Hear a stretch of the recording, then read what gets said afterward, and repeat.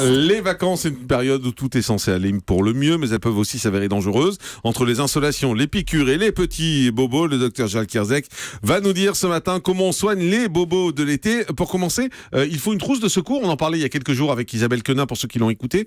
Elle nous parlait d'une trousse de secours qu'il fallait avoir absolument. Oui, c'est bien d'avoir une trousse de secours. Merci. Après, c'est pour les petits bobos, on est d'accord. C'est-à-dire que les grosses urgences, vous n'avez pas géré avec la trousse de secours. Isabelle l'avait très bien dit, il y a des trousses qui existent dans le commerce, en pharmacie, on se fait conseiller, on en parle à son médecin traitant et on complète la trousse de secours. Et j'avais rajouté, mais Isabelle l'avait déjà noté, on rajoute le carnet de santé, on rajoute une paire de gants jetables parce que très souvent il n'y a pas. Et surtout, si vous avez une maladie chronique, il faut bien mettre les ordonnances à l'intérieur, suffisamment de médicaments. Et pour les enfants, les carnets de vaccination, ça paraît avec le carnet de santé, si on a, ça paraît vraiment la base sur votre lieu de villégiature. Ça va permettre aux médecins potentiellement que vous allez aller voir d'avoir un suivi et d'avoir l'historique. Il y a un matériel médical de base à emporter ?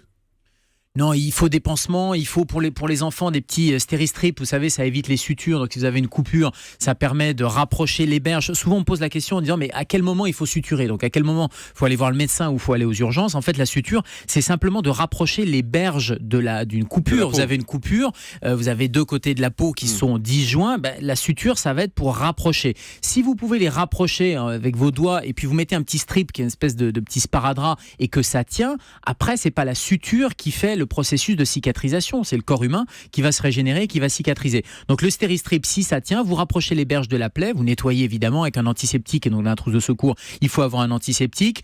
L'eau et le savon, ça marche très bien aussi. On va nettoyer un peu la plaie. L'eau on et rapproche. Le savon, ça suffit ? Oui, l'eau et le savon de Marseille. Mais ça pique. L'eau et le savon, l'antiseptique non, aussi.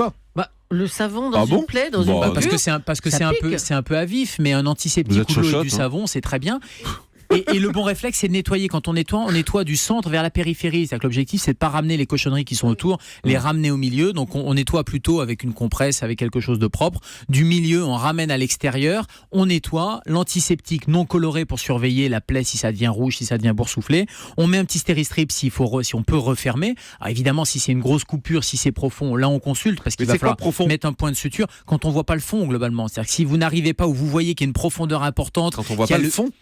Oui, parce que parfois quand vous avez une plaie, on n'arrive pas bien à voir, il y a des muscles dessous, il y a un peu de graisse, bref, c'est pas juste superficiel, et donc ça veut dire qu'il y a éventuellement des graviers qui sont rentrés à l'intérieur, donc il faut nettoyer, et il faut faire nettoyer avec une exploration, c'est-à-dire qu'il faut qu'il y ait un docteur qui aille voir ce qui se passe à l'intérieur. Alors là on a vu les coupures, on a vu les plaies, les bosses.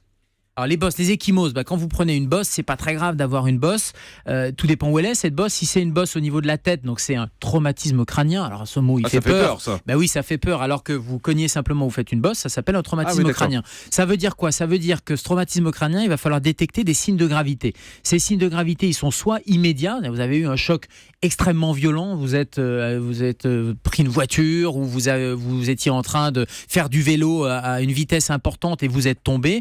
Là, il faut se méfier parce que la cinétique, c'est-à-dire la vitesse avec laquelle vous alliez, est importante. Et c'est pas le problème de la bosse à l'extérieur qui va être importante, mais c'est le problème potentiellement de la bosse à l'intérieur. C'est-à-dire c'est le cerveau qui a peut-être tapé à l'intérieur de la boîte crânienne. Et donc ça veut dire qu'il faut surveiller, notamment les enfants. Si vous avez eu ce petit impact, c'est pas tellement la bosse qu'il faut surveiller, mais pendant 24 heures, on dit qu'il faut le réveiller, il faut vérifier qu'il n'ait pas un comportement anormal. Et dès qu'il y a un comportement anormal... C'est quoi ?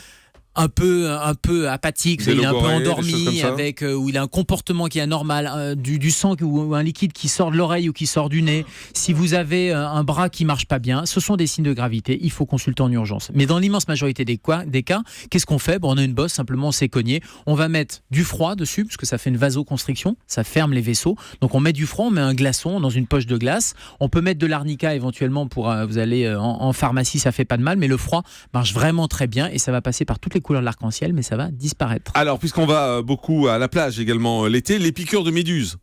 Alors, les piqûres on rince ? On fait quoi ? Oui, alors on rince, mais on rince pas n'importe comment et surtout on frotte pas. L'objectif, c'est, alors vous pouvez rincer à l'eau de mer, pas à l'eau douce, mais à l'eau de mer. C'est intéressant de mettre du sable dessus. Vous allez mettre du sable sur les méduses parce qu'il y a les petites piques des méduses qui sont urticariantes et qui vont rester collées sur la peau. Vous mettez du sable et avec votre carte bancaire, avec votre carte de plage, avec ce que vous voulez, vous allez gratter la peau pour enlever, éliminer ces petites piqûres dessus. Donc ça permet d'éliminer les vésicules qui contiennent encore ce venin qui est urticariant. Et puis après, vous allez tremper encore une fois dans de l'eau salée. C'est important parce que sinon ça fait éclater les vésicules si vous mettez dans de l'eau de l'eau qui est de l'eau normale. Donc il vaut mieux de l'eau salée. Exactement. Donc on va se retremper dans la mer en fait. Exactement. Et après du paracétamol. Il y a des crèmes en pharmacie que vous allez trouver qui sont anti-urticaires ou anti-démangeaison. Ouais. Et dans l'immense majorité des cas, il n'y a pas besoin de consultation médicale, sauf si vous avez des signes généraux, des signes de malaise, ou vous devenez rouge, vous avez du mal à respirer. Là, on appelle le 15. On continue à avancer. Les échardes. Alors les échardes, une écharde, il faut l'enlever, l'écharde, ça paraît logique. Avec une pince à épiler, on tire ? Avec une pince à épiler, on va tirer dans le sens où elle a pénétré dans la peau pour pouvoir l'enlever. Et si ça casse ? Si ça casse, c'est un peu le problème. Si ça casse, il faut... Alors vous pouvez mettre éventuellement, vous savez, pour éviter les ampoules, vous allez en pharmacie chercher des espèces de pansements un peu spéciaux, vous pouvez le mettre dessus et ça fait ressortir, ça ramollit la peau et généralement ça aspire un peu, oui, aspirer, pas le bon terme, mais ça permet de faire ressortir le petit morceau. Et si ça surinfecte, il faudra donner un petit coup de bistouri pour l'enlever. Donc ça, c'est votre médecin qui pourra faire ça. Et vérifier votre vaccination antitétanique, c'est important. On parlait quand on part en voyage de ce qu'il faut vérifier. Les vaccinations, c'est le bon réflexe à avoir, et notamment le tétanos. Alors, on va parler dans un instant des recettes de grand-mère avec Isabelle Quenin, mais les guêpes et les abeilles, si on se fait piquer, qu'est-ce qu'on fait ? Alors, qu'est-ce qu'on fait sur les guêpes et les abeilles ? Donc, les hyménoptères, mais c'est la même chose pour les serpents. Alors, c'est vrai que les serpents, ça fait plus peur que les guêpes et les abeilles, et pourtant, il y a plus de chocs anaphylactiques, de chocs allergiques avec les piqûres d'abeilles et de guêpes. Donc, si vous êtes allergique, si vous avez fait une grosse réaction allergique, et au passage, si vous avez fait déjà un choc, un œdème de Quincke, il faut toujours avoir le stylo d'adrénaline sur soi. C'est ce que votre allergologue vous a prescrit, et ça, vraiment, il faut l'avoir tout le temps, y compris quand on part en balade, et là, c'est indispensable parce que ça peut être vital. Donc, soit vous êtes allergique, vous avez ces antécédents-là, il faut appeler le 15 sans tarder. C'est-à-dire qu'il ne faut pas attendre d'avoir les premiers symptômes. Si vraiment vous avez fait un choc allergique, même s'il y a quelques années ou il y a quelques mois, on appelle le 15. Deuxième cas dans lequel il faut appeler le 15, c'est quand vous avez une envenimation massive. Vous êtes fait piquer par plusieurs abeilles ou plusieurs guêpes, des dizaines, parce que vous avez mis la main là où il ne fallait pas, dans un essaim. Et donc là, même si vous n'êtes pas allergique, la quantité de venin va être suffisamment importante pour déclencher des signes généraux. Et troisième cas dans lequel il faut appeler les secours relativement rapidement, c'est si vous avez eu le mauvais réflexe de boire votre canette de coca ou d'orangina ou de ce que vous voulez, qu'il y avait une guêpe ou une abeille dedans, et vous êtes fait piquer. Ça veut dire quoi ? Ça veut dire qu'au passage, avant de porter quelque chose à sa bouche, on regarde toujours qu'il n'y ait pas quelque chose, et vous faites piquer à l'intérieur de la gorge, dans l'arrière-gorge. Et donc, si vous faites piquer dans l'arrière-gorge, qu'est-ce qu'il faut faire ? Et il va encore rigoler, Jean-Marc.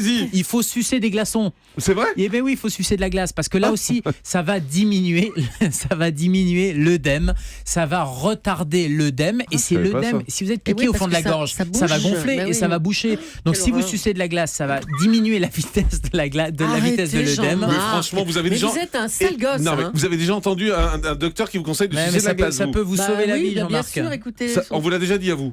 On me l'a sûrement dit, ou de toute façon, si je suis piqué par une guêpe, c'est ce que je ferais. Elle m'appelle. Si j'avale une guêpe, évidemment. Et vous sucez de la glace à ce moment-là. Et ça peut permettre de retarder de quelques minutes l'œdème et donc laisser le temps au secours d'arriver. Donc ça, c'est les trois cas un peu dans lesquels il faut s'affoler. Sinon, dans l'immense majorité... On enlève le dard ou pas ? Alors, on peut enlever le dard avec une pince à épiler sans le faire éclater. Et puis, ça va être une réaction locale, c'est-à-dire que ça va être rouge et ça ne dépasse pas le stade local. Dès que ça dépasse le stade local, c'est là où il faut s'inquiéter. On peut prendre du paracétamol, des antihistaminiques pour éviter que ça gratte. Les aspivenins, etc., ça ne sert à rien. C'est des proches qui disaient, vous pouvez toujours sucer la plaie, ça sert à rien, mais ça fait marrer les écureuils. C'est un peu ça.